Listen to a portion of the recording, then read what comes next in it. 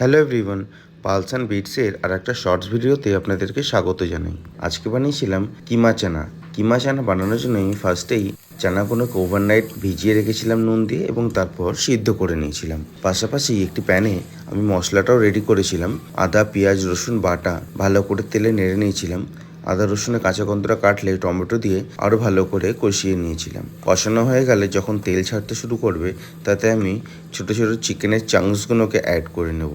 চিকেনের chunks add করে নিয়ে আরও ভালো করে বেশ কিছুক্ষণ কষিয়ে নেব এবং তারপর যখন মশলাটা ভালোভাবে রেডি হয়ে যাবে, তেল ছাড়তে শুরু করবে, তাতে আমি চানাগুলোকে অ্যাড করে দেবো।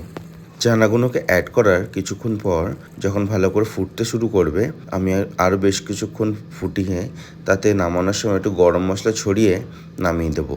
তারপর সার্ভ করুন রুটি পরোটার সাথে।